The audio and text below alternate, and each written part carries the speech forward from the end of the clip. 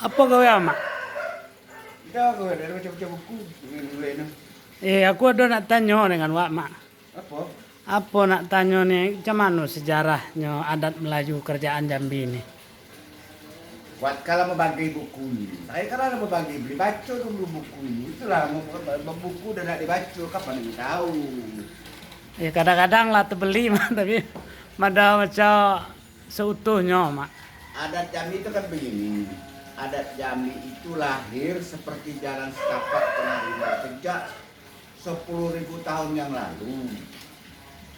Orang Jambi itu tiba dari Hindia belakang itu kita kenal 10.000 tahun yang lalu. Nah, timbullah adat istiadat. Dan kemudian dari generasi ke generasi berkembang, maka di zaman orang Kaitan diadakan rapat adat. Rapat adat di Melayu Jambi ini dari dulu sampai sekarang itu baru 4 kali. Tidak ada daerah kabupaten kota yang rapat membuat hukum adat, tidak ada. Maka kelirulah orang mengatakan Kerinci lain hukum adatnya, Bungo lain, Jambi lain, Tebo lain, keliru. Yang berhak membuat hukum adat itu Rajo. Nah, Rajo lah yang mau mengadakan rapat adat karena kewenangan berada di tangan Rajo, bukan juga di daerah, apalagi desa, kecamatan, baru pun tidak ada. Jadi hukum adat Jambi ini yang saya buat yang dituangkan dalam buku ini itu dibuat pertama rapat adat tahun 1502 Masehi. Dimulai dari tanggal 2 Juli sampai tanggal 16 Juli 1502. Diumumkanlah hari itu, tanggal 16 itu tepat pada tanggal 1 Muharram 908 Masehi. Itu dibuat rapat adat khusus tentang tepat pada itu hari Arba'ah lahirlah waktu itu adat dipadu dengan sara, maka lahirlah hukum adat Basani Sara Basani Kitabullah. Sara mengatur adat memakai.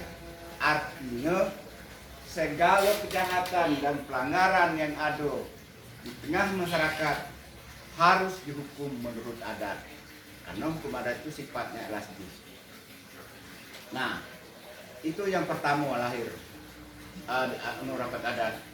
Rapat adat Bukit Seguntang itu disebut dengan 8 besar adat karena potong kerbau untuk mensakralkan, untuk mengkeramatkannya. Itu anunya. Lahirlah waktu itu Pucuk Undangan Limo. Nah, ini dia. Pucuk Undangan Limo itu sumber hukum adat.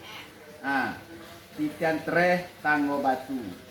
Ini adalah sunatullah atau ayat Allah.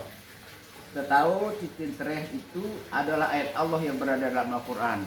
Sedangkan Tanggo Batu itu adalah ayat Allah yang ada di alam semesta ini yang disebut dengan hukum alam. Itu anunya. Dua cermin gedang yang tidak kabur. Cermin gedang tidak kabur itu maksudnya ayat suci Al-Quran. Kitab suci Al-Quran, kitabnya itu. Karena sudah 1500 tahun yang lalu sampai hari ini tidak pernah dirubah kata kalimat, tidak pernah dirubah huruf dan titik.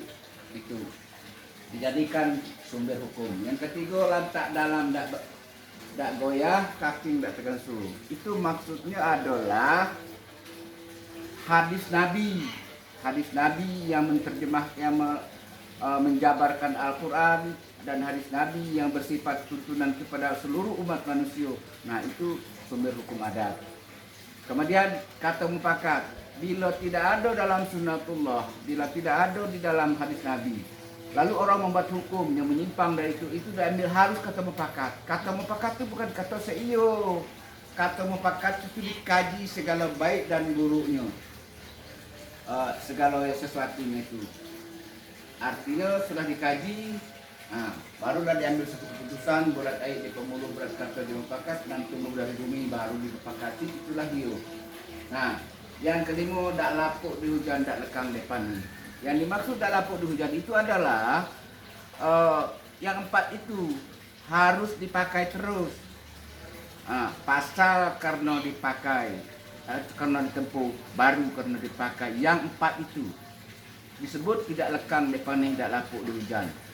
Karena kalau dia hidup seperti kayu yang hidup, walaupun berapa umurnya dia tetap hidup. Nah itu dari kata-kata tidak kena laku. Orang panen dan hujan sama baik. Seperti kayu yang hidup, kalau dia hidup dia tidak akan laku walaupun berapa umurnya. Nah ini lahir di Bukit Seguntang. Kemudian lahir juga di Bukit Seguntang itu adat yang 4. Adat yang 4 itu adalah hukum dasar atau pengelompokan hukum. Satu, adat yang sebenar adat. Adat yang sebenar adat itu sunatullah. Babi itu haram, tidak boleh kita robah. Orang kawin perempuan dengan jantan, tidak boleh kawin jantan dengan betino, jantan sama jantan, betino dengan betino tidak boleh, karena itu melanggar sunatullah. Nah, yang kedua, adat yang teradat. Yang dimaksud adat teradat di sunatullah juga, tetapi kepada sifat. Misalnya kepada benda, kalau ada orang berdagang, seorang pembeli teradat menyerahkan barang yang dibeli kepada penjual. Seorang penjual teradat menyerahkan barang yang telah dibeli kepada si pembeli. Sedangkan pembeli teradat membayar harga barang yang dibeli. Nah itu namanya teradat. Teradat itu luas sifatnya. Dulu di zaman Nabi Sulaiman pernah terjadi. Karena sudah teradat seorang ibu mencintai anak. Seorang anak menghormati dan mencintai ibu. Ada 2 orang perempuan yang datang kepada Nabi Sulaiman. Perempuan ini berebut anak. Kata yang si A, dia yang punya anak ini. Kata si B, dia yang punya anak. Nah, lalu Sulaiman mengambil pedang. Nah, pedang itu dicabut oleh Sulaiman. Kata Nabi Sulaiman, anak ini aku potong 2. Separuh untuk kamu, separuh untuk dia. Nah, itu kata dia. Nah, tanya pada ibu yang satu. Ibu yang satu mengatakan,